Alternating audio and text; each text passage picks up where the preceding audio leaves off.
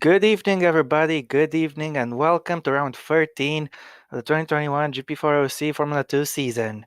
I'm your lead commentator, Robert Ionescu, and we have arrived in Marion County, Indiana, at the Brickyard. We're here at the Indianapolis Motor Speedway in the United States, and alongside me for this occasion is Joseph Willows. The first time we've been racing in Indianapolis since 2017, I believe, and it should be pretty entertaining. It was 2016, to be honest with you. But anyway, Almost it's had. good to be. I missed it by 1 year only, so it's all right. Well, anyway, I'm happy to be here. Of course, obviously, I commentated the Formula E race earlier on, which has led to it going down to the final race, and looks like, judging from the gap we've got here in F2, that could be the same thing for this series. Well, yeah. Right now it's pretty much multiple battle. 14 driver. No, wait. How many did Flo say?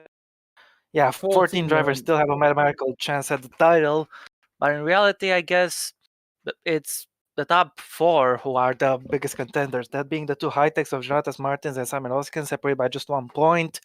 Third, Benz Valga. Fourth, Jafari Blackwood. Also to note, if Martins doesn't take pole today, then the title cannot be decided tomorrow. So, yeah, that could be this is a first. It means that heading into the race, the leader won't get the chance to clinch the championship on the penultimate race. So it'll have to go down to a decider, but we'll have to wait and see, Joe. We're here at the Brickyard in Indianapolis Motor Speedway, and yeah, a very, very entertaining track for racing.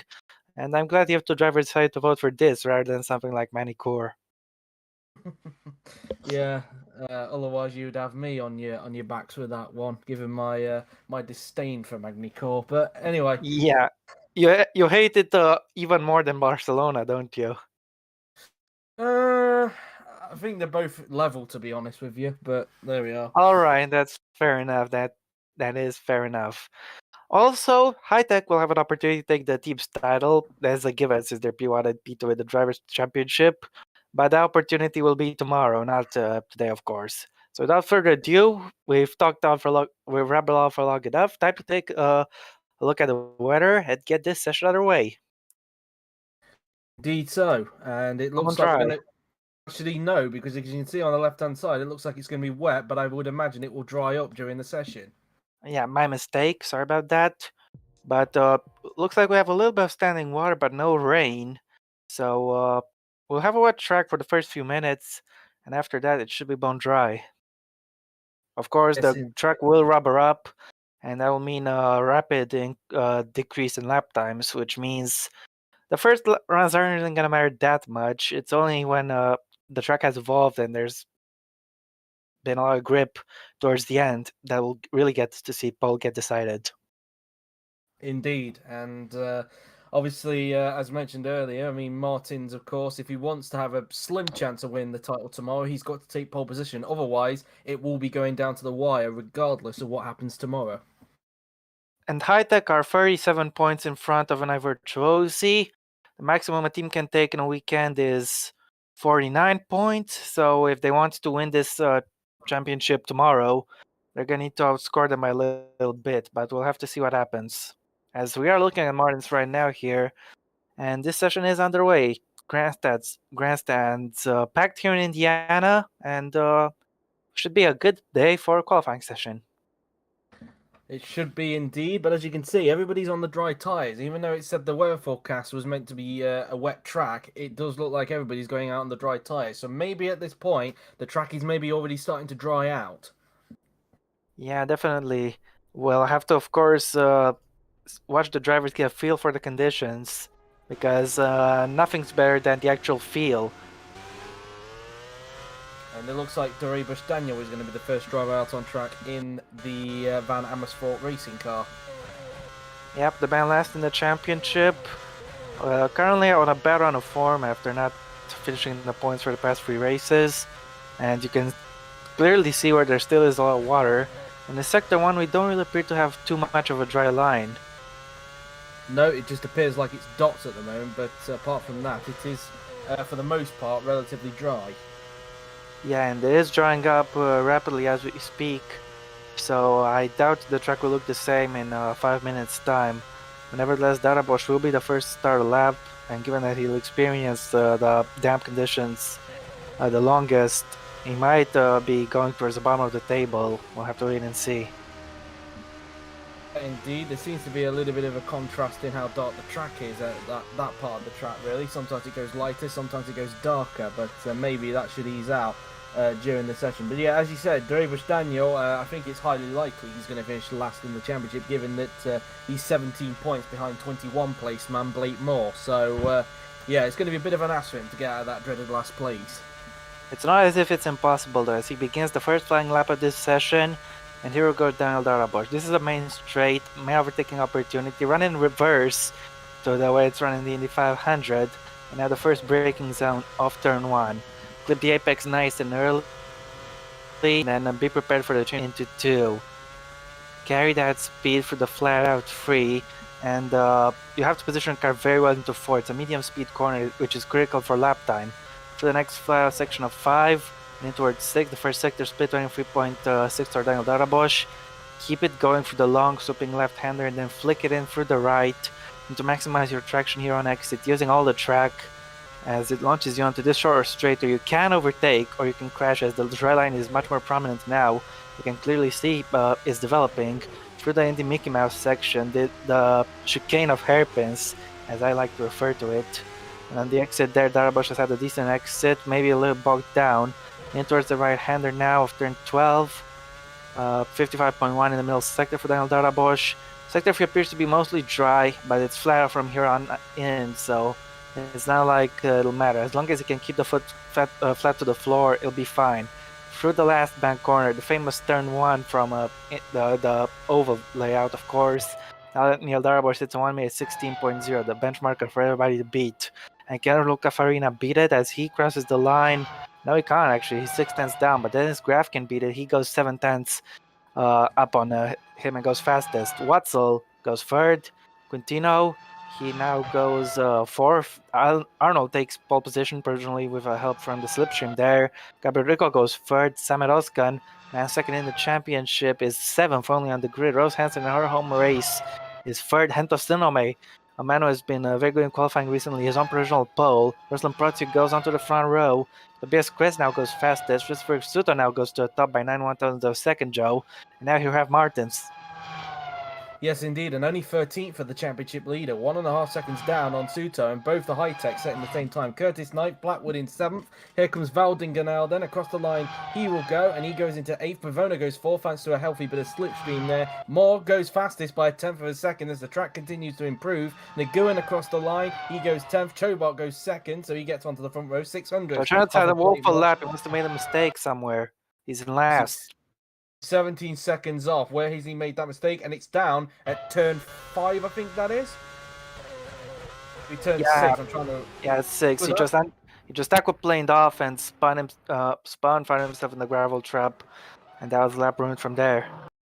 Yeah, locked up actually going into, if I get my corner numbers correct, that he's actually turned 6. He's basically done a similar error to what in real life Ralf Schumacher did in 2001, really, albeit he's got it going again rather than getting it beached.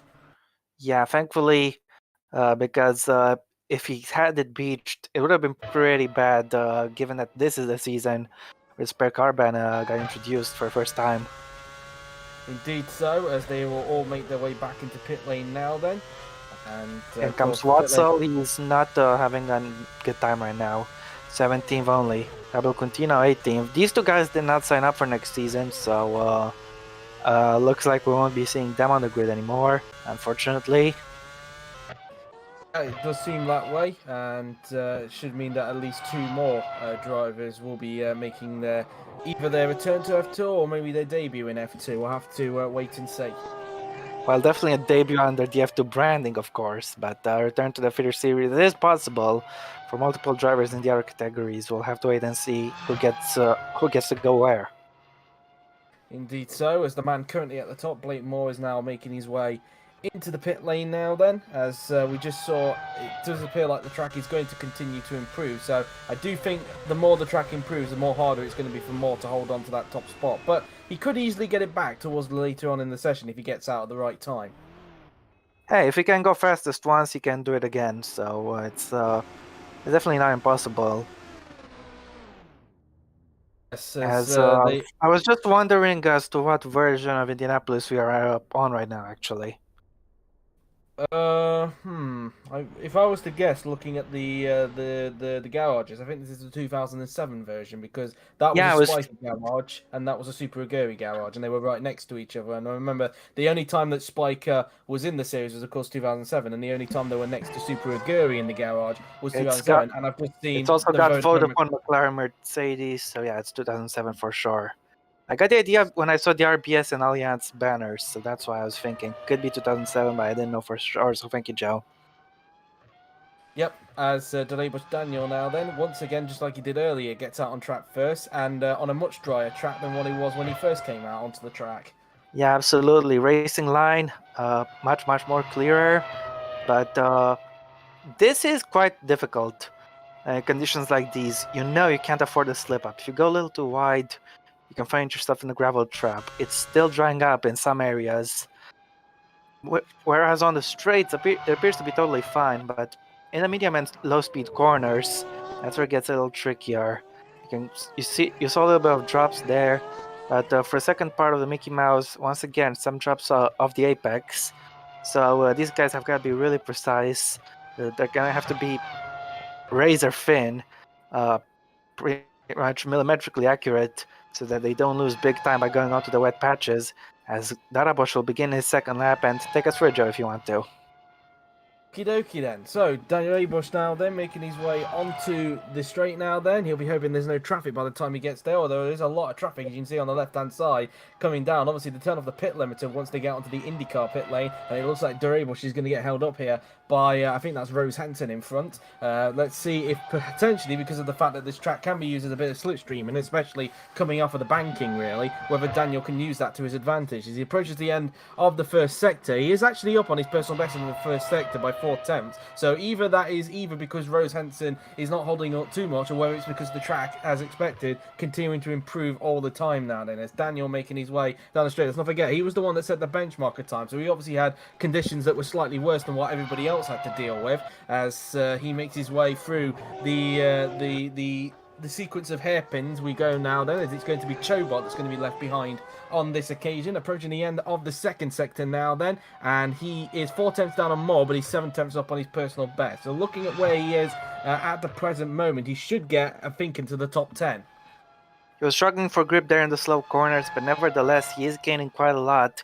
He'll get a healthy dose of slipstream, so let's see Joe if he can get into that top 10. Here goes Daniel Darabosh, about to cross the line, a Hungarian driver, and he goes 7th fastest. Blackmore is about to start the lap, as who is next on a flyer? It's Hento Sonome, who is surprisingly down in the first sector. But let's see if he can gain a little bit in sector 2.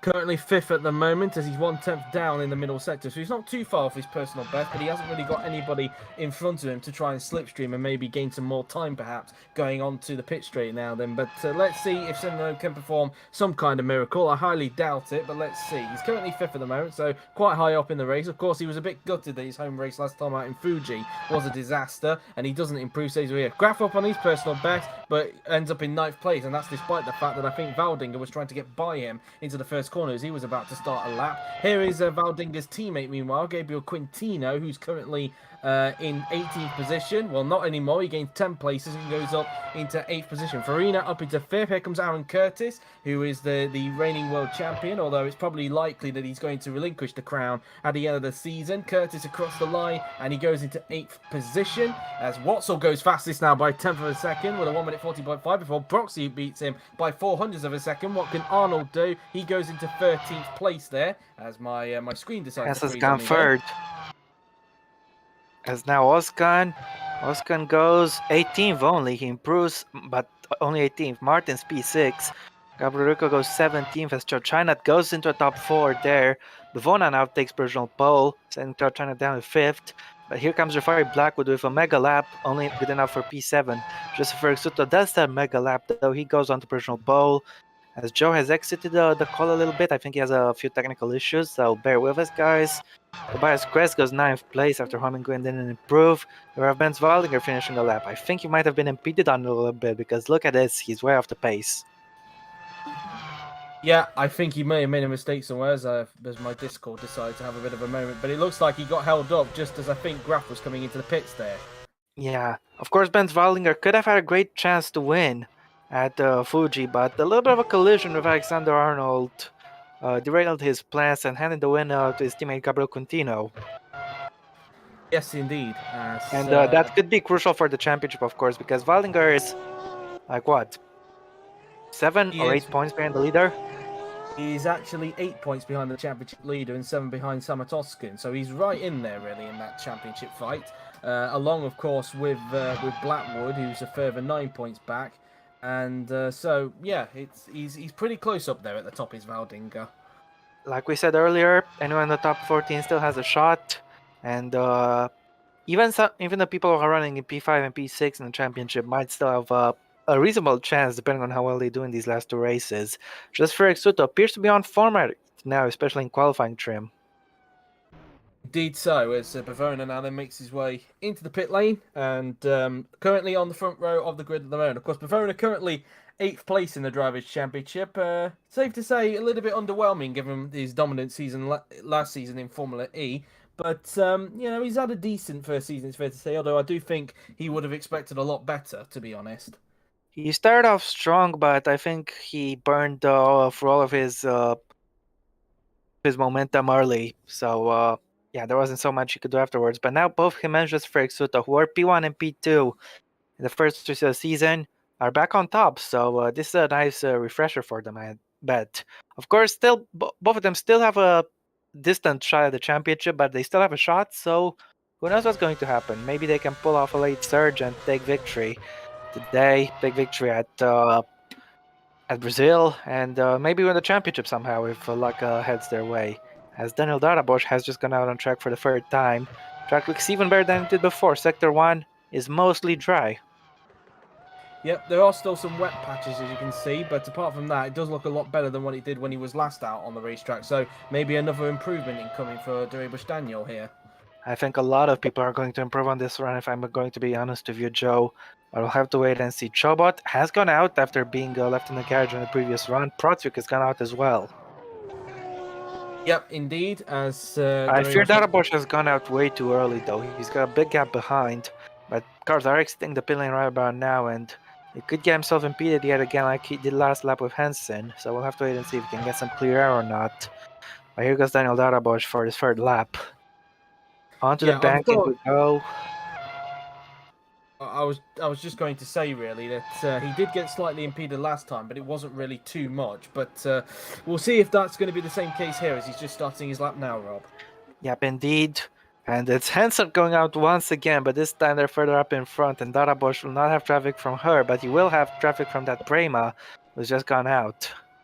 That is Agatina Bavona, in fact, because that is the Rossi helmet in the cockpit. So, and obviously with an Italian-themed Prema there. So he looks like Bavona is actually getting away from him a little bit here as he comes up towards the first sector. Darabosch is struggling in Sector 1 there.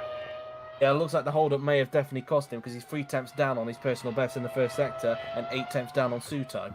Yvonne is already pulling away from him massively on this lap, it looks like. Perhaps. You can see the 2 Damses behind, they're on the outlap as well. So they're not on a flyer right now.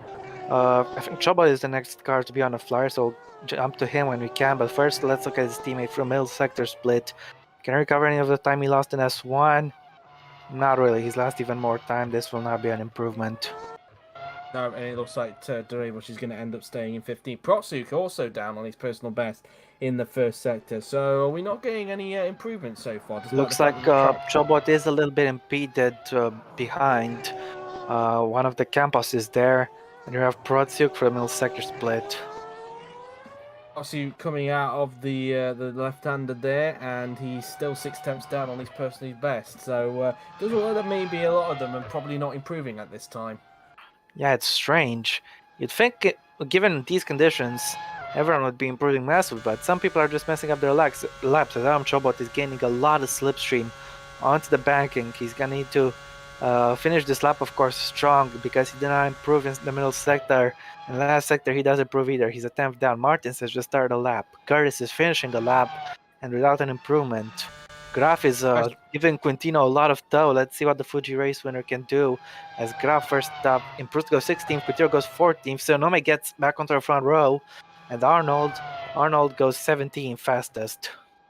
Oskin's up on his personal best, meanwhile, the closest challenger to Martins in the championship, and he's currently on the back row of the grid at the moment, is Oskin, so he desperately needs to improve, especially given he's in the title fight. But anyway, Oskin across the line, can he go top? No, he can't, but he goes up to third, 16 thousandths off of Suto, very close in the top three. Farina, meanwhile, doesn't improve, and I think the same goes for his teammate Watsall. That's exactly what Oscar needed to do there. Bavona, meanwhile, improves, fourth fastest for him. We have the two Damses giving each other a little bit of draft, but compromising each other as well. China doesn't improve, and there it is Blackwood. Blackwood had a woeful lap, actually. Yeah, he might have made a mistake somewhere. Well, it's possibly because he got held up by this VAR of Daniel, who was coming back into the pits. That's there, why. So he had to lift off, and that's why Shani was behind him. Nguyen goes Nguyen up has improved. Yep, Blake Moore, meanwhile, who's currently in ninth position, is not up on his personal best at the moment as he makes his way around the banking now then, making his way onto the straight. Can he find anything in that last sector? And no, he can't. Stays in ninth position. As Rico's up on his personal best, what can he do? Only 18th for him. Martins, he stays where he is, which is down in 13th. Bioscrass will be next to cross the line, but he's not an improvement, and he stays where he is, only just though. He's in 11th fastest at the moment, as Oskan is coming into the pits, so pay no attention to his sector time there, it doesn't really matter. That's the third run's done. Looks like we will get 5 runs for a few people, shouldn't be too much of a hassle. Top four, though, close together, though. 43,000 separating that top four, so very, very close indeed. Yeah, when you see the front two rows within half a tenth, it's definitely very exciting. And this bodes very, very well for Oskan. Martins, where is he? He's 13th, unlucky. Waldinger, 22nd. Blackwood? Where is Blackwood? He's 10th. This is a very, very prime opportunity for Samet Oskan if he can stay where he is or go better than that. But yeah, his rivals are currently struggling at the moment. They need to use these 12.5 minutes that remain to put up a good improvement. Otherwise, they could be in a little bit of trouble tomorrow. You can overtake in Indianapolis, sure, but you really want to qualify well here, of course. Yes, indeed, and of course, on that occasion, Bent Valdinga apparently was the one that got left behind so far, so he didn't get a time. And, well, that would explain so far why he's down in last place when you look at how everybody's been able to improve. He's so far the only driver at the moment to be over a second off of the pole sitter at the moment, but I would expect because of the improving conditions, they should be able to rectify that. Yeah, I would expect the same, honestly. And it's actually quite strange on the previous run. So many people were unable to improve. Maybe the track just isn't rubbering in as fast as we thought, but nevertheless, we still got over 10 minutes. And there is a car on track. It's Dara Bush once again, going out Daniel quite is early. out on track, meanwhile, and for some reason we're not viewing him at the moment. I guess because Flo was disappeared for a moment, but now he's officially back. So, yep, Bush once again starting it all off for everybody. Yeah. Meanwhile, looking on in the chat, Ben thinks he was taken out or something, asking why he was left behind in the garage on the previous run. But yeah, that it just happens sometimes. On the second, third, fourth runs, one guy will inevitably stay in the pits and miss out. Before, that wasn't a bad thing because that person could have time at the end of the session to catch the fourth run. But now since we moved to 5 runs, it is a little bit better if you get left behind because you're not gonna have time to do 5 runs. These guys do go out every single run, barely have enough time to do 5 runs as is. As Darbosh is in the middle of his 4th run right now. Let's see if he can find an improvement in the first sector. No, 6 hundredths of a second down. And I have a second down on just first Suta there. Could still easily recover that in the middle sector to maybe improve on his personal best. We will see. Valdinger this time does, as expected, come out on track. So we'll be interested to see who gets left behind on this occasion. Garabosh was held up in the medium and low speed corners by Rosanson on his best lap, so he should be able to get an improvement here. Let's see. Out of the Mickey Mouse section he goes. Daniel Darabosh is actually lost a lot of time there, 3 tenths down. And I don't see how he's going to improve on this one. He's gonna have to leave it all and bank and go it all on the fifth and final run. Pun intended. And here he goes. He's going to head across the line very shortly, and Daniel Darabosh to finish the 4th lap, but will not improve. Nope, he definitely won't do.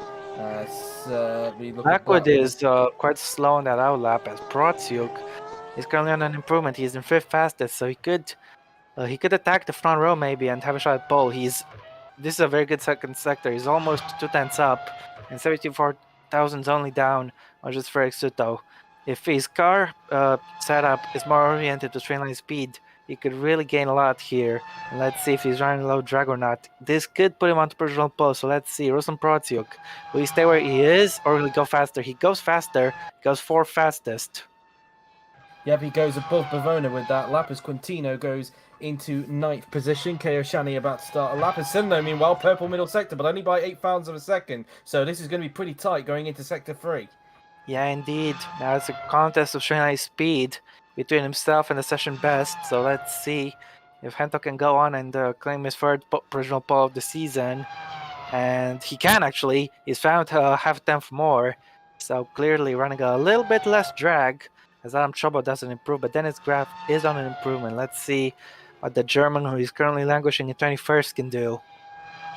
Crosses the line, goes into 16th. Watzel doesn't improve, stays where he is. Crest about to start a lap. Curtis is not on his personal best. He currently is way down the order in 17th place, is the current reigning champion, who's probably more likely to be the outgoing champion by the end of the season. Curtis does not improve. Arnold crosses the line. He goes up into 6th. Valdinger on an improvement, and he goes up into 6th, so he gets out of last place, pushes Daniel down to last as a result. Farina, no improvement, as Blackwood and Hansen battle it out around the banking, as both of them are down at their personal best in the middle sector. They've got one of the high-techs behind them. Neither of them improve, but Martins goes top. Look at that. Wow, that came out of nowhere, but just what he needed to do. Oskan tries to improve, but he couldn't. And this has definitely changed the complexity, but it looks like Suto's not done. He wants to get back onto provisional pole, and he's on an improvement, but he loses time in the last sector, running a little bit more drag on the step this time around, or maybe having a bad exit from the final corner. Gabriel Rico improves, meanwhile, to go 7th fastest. Early attempt separating Martins and Synonym there, just under it to be exact, 0.099. So, yeah, very good lap for Martins, and if it were to stay like this, he would have a slim chance of winning the title tomorrow. How many times has Sonome missed out on pole position only just this season? Because in the past few races, he's always been there. He's always been up in the top 5. It's just amazing. I have no idea. I've pretty much lost count. Crest, meanwhile, doesn't improve on his lap, and he stays where he is, which is all the way down in 16th position at the moment. So, yeah, at the moment, Martin's at the top with just under 7 minutes to go in this session. So it seems one run left for everybody, and that is the run where everything can change. Okay, not for everybody, because one guy will get left behind, but for everyone else, it will be very interesting to see what happens. I told you earlier it was looking good for Oscar because Valdinger, Blackwood, and Martins were struggling and looking a little bit wayward. Now it's only Blackwood who's struggling. Everyone else in the top 10, as Darabosh once again goes on track first, but he's currently last, so he's going to need to hope that the track has improved massively, as the pit lane exit is still a little bit damp, but the track itself should be much better now. So Darabosh needs to find that improvement. Looks like turns 1 and 2 are a little bit more wet, but it's getting much drier here. It looks bone dry for turn 3 here. Yeah, I think it's only the pit lane that's a little bit damp because obviously because they're not going at very high speeds, it's very hard to obviously dry up the pit lane. But as for the rest of the track, it seems okay. Yeah, indeed. And what will be crucial to know, of course, is that in conditions like these, whoever sets their lap later has an advantage. As the conditions just get marginally better, you'll have an opportunity to gain in lap time. So Darabosh might be making a mistake for going on early when the track is still improving like this. So it should be entertaining to see what happens. But he's going to begin his lap soon, and this is no more excuses. This is his chance to improve and to get out of last place. And let's see what the Hungarian driver will do. Might get a little bit of traffic, given that he's once again got out early, and there are a lot of cars out on track. I mean, not out on track, exiting the pits right now, but looks like this time he's gonna be just fine. He's gonna get away with it. He's not gonna have any traffic. It'll be a clean run for Daniel Darabosh, and let's see what he can do. Hard on the brakes into turn 1, looking quite confident there on turn in. clipping the apex nice into taking a lot of curb through the left hander. Now through the double right of game 4, and now in towards 5, the last part of this multi-apex right-hander. And towards 6, he is up by 2/10 in that first sector, hugging that apex tightly before switching through the right, flicking it in, and taking a wide line on exit for Daniel Darabosch. I think he is gonna get out last place, but let's see if he can perfect this lap. Very nice run there in through turn 9, now to 10 and 11, the Mickey Mouse chicane, I like to refer to it, that, like I told you earlier, the chicane of hairpins, but he's had a little bit of a bad exit from 11, and he's had a little bit of a lockup. He's 4/10 up though, so despite that, he might still be able to salvage an improvement. Yeah, but he probably will be ruining the fact that he might have been a bit more if it wasn't for that lockup going into the third to last corner there. But anyway, Daniel, I think it's only cost him a tenth or so. Away across the line he goes, and he goes into 20th, and that's his session done with because he's reached his lap limit. So yeah, imagine if he didn't make that mistake, maybe it could have been a little bit higher, but maybe around about 18th, to be honest. Yeah, I think it's cost him a 3/10 instead of just the 1. Protsuk did not improve, he remains 5th fastest. Dennis Graf is also not an improvement. It appears he is getting ready to give his compatriot Alexander Arnold a lot of dough once he begins his lap. Like he also had a wiggle going through into the right-hander there. As It seems Hammond Gwyn will qualify in last because he's not improving at the moment. As here goes Arnold, slowing down mid-corner. That's not a good look. We saw this a little bit in World Champ Car earlier in the season. It's kind of a similar thing here, but either way, he'll get it recovered thanks to the slipstream, providing he gets by on Dennis going into the first corner. Which, will he do that? No, he won't. So I think his lap has been compromised as a result. Sunderland doesn't improve, and it looks like Quintino is not on an improvement either. Once again, Sunderland only just misses out on pole. What a shame. He's been incredible in qualifying, but Gabriel Quintino finishes his lap, and the Fuji winner will do no better than 14th. Chobot improves. He has one more run left, but he doesn't have time for it, so he is done as well for the day. He just won't get the checkered flag. He is 16th. Henry Watzel, who was fastest earlier in the session, is currently on an improvement, so let's see if he can get back onto provisional pole. Henry Watzel across the line. Nope, only 10th fastest for him. Aaron Curtis goes 7th quickest, so good improvement for the reigning champion. On the day before he could be dethroned and lose out and be eliminated from the title fight mathematically, Martins doesn't improve, but he didn't need to. He's on provisional pole. Luca Farina will be next, and Oskan is starting his lap. He's getting a lot of dough from Farina, but he needs to pass him now. Yeah, and I've got a feeling it won't be possible because he's running out of straight in which to do so, and yeah, his lap might get compromised as a result. As meanwhile, Henson crosses the line in the Trident, and Henson stays in 13th position. Blackwood across the line. As it looks like Arnold got held up, it seems, maybe from somebody going into the pits, and yes, it was. It was via Dennis Graf in front, of course, so he struggled to get by. So Arnold's lap, as we already figured out, was down in the toilet already, but it's gone further down the toilet as a result. Rico didn't improve on that occasion, as we now look at Suto, who's in third position. Last chance for him to try and get pole, but it doesn't look like it's going to happen for the Slovakian driver. Nope, but let's see if he was able to salvage some sort of miracle in that last sector. The answer is no, and I think that is everybody done. Because the only people who don't have the checkered flag are the people who missed out on a run previously.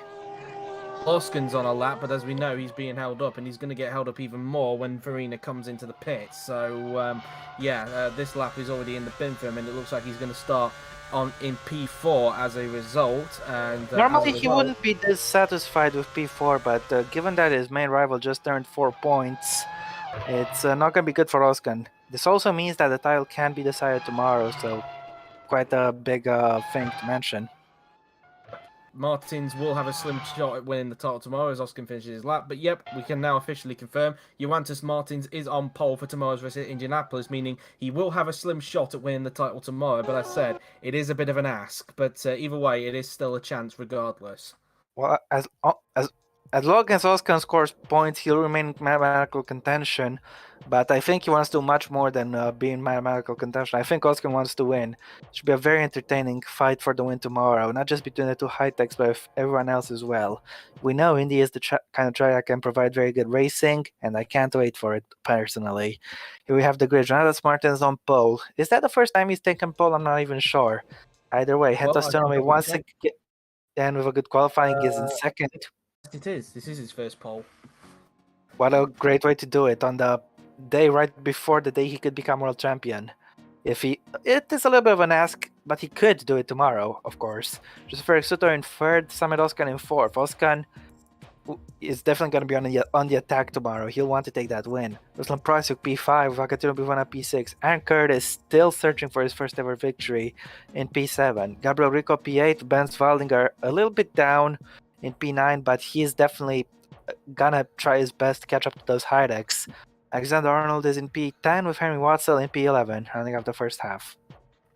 Moore is in 12th after topping the session earlier on with Rose Henson in 13th. From Chanak Kirishane down in 14th with Gabriel Quintino in 15th. Jafari Blackwood all the way down in 16th with Adam Chobot 17th. Tobias Kress all the way down in 18th with Luca Farina 19th. Dennis Graff in 20th. Dorebush Daniel in 21st. And Huang Min Nguyen in 22nd and last. The whole pack separated by 8/10 of a second.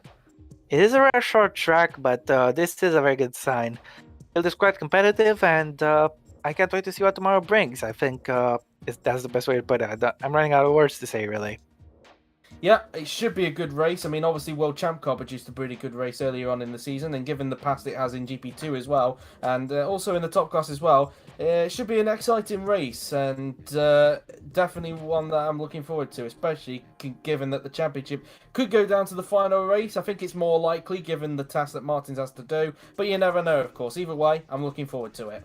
Don't forget, this is also 4 points for Heideck in the team's standings, so if they want to win it tomorrow, their chances have just improved a tiny little bit. So it'll be interesting to see what happens, because it's much more likely that team style gets decided tomorrow rather than the driver style being decided. Yeah, indeed. But that is it for qualifying. Yep, thank you very much, guys, for tuning in, and we will see you again tomorrow for the race. But until then, howdy-yo, and bye-bye. Yeah.